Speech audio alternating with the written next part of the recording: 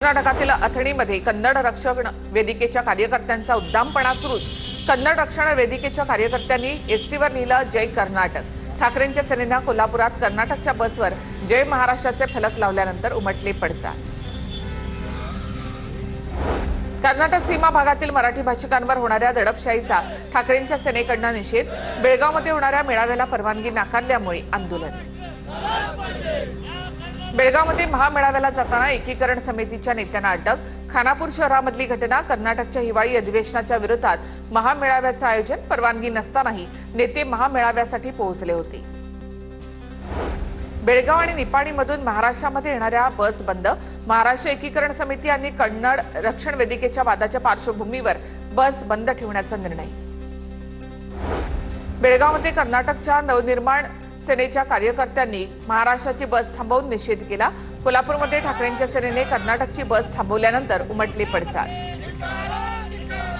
बार्शी कृषी उत्पन्न बाजार समितीवर माजी आमदार राजेंद्र राऊतांची एकहाती सत्ता। राऊत गटाचे 18 पैकी 18 उमेदवार विजयी। कार्यकर्त्यांकडून गुलाल उधळत जल्लोष। विजयानंतर राऊत पिता पुत्रांना अश्रू अनावर। तळेगाव एमआयडीसीमध्ये स्थानिकांचं जोरदार आंदोलन। आमदार शेळकेंच्या सांगण्यावरून पीएमआरडीएकडून कारवाई होत असल्याचा आरोप। वसंतदादा शुगर इन्स्टिट्यूटला फेर नोटीस। शासन निधीचा विनियोग कसा होतो याची चौकशी होणार। चौकशीसाठी समिती गठीत। समितीकडून शुगर इन्स्टिट्यूटकडे संबंधित कागदपत्र मागवली होती। शेतकऱ्यांच्या प्रश्नावर उद्या महाविकास आघाडी आंदोलन करणार आहे। आज झालेल्या बैठकीमध्ये महाविकास आघाडीच्या नेत्यांचा निर्णय। सप्तशृंगी घाटातील अपघात प्रकरणी सप्तशृंगी ग्रामस्थ आक्रमक। काल झालेल्या अपघातस्थळी ग्रामस्थांचा रास्ता रोको। ठेकेदारावर गुन्हा दाखल करण्याची मागणी। बांधकाम विभागाच्या गलथान कारभारावर देखील आरोप। पंढरपूरमध्ये 11 दिवस विठ्ठलाचं पाद्यपूजन बंद असेल। 21 ते 31 डिसेंबरच्या दरम्यान विठ्ठलाचं पाद्यपूजन बंद असेल। नाताळच्या सुट्ट्यांच्या पार्श्वभूमीवर मंदिर समितीचा निर्णय। साताऱ्याच्या खंडाळा तालुक्यातील कान्हवडीमध्ये बिबट्याचं दर्शन।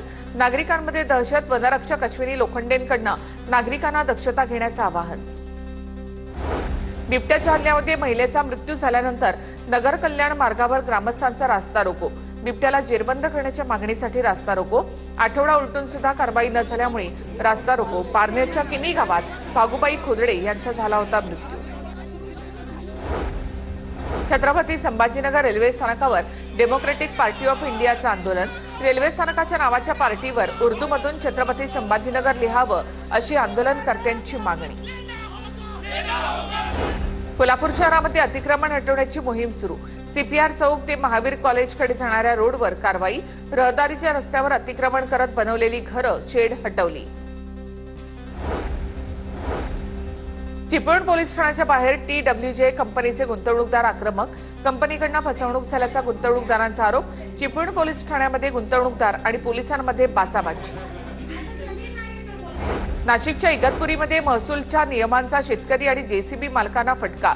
संतप्त शेतकरी आणि जेसीबी मालकांनी तहसील कार्यालय गाठून प्रशासनाच्या समोर आपली व्यथा मांडली। पंढरपूरच्या चिंचोलीमध्ये एका हॉटेलवर पोलिसांची कारवाई।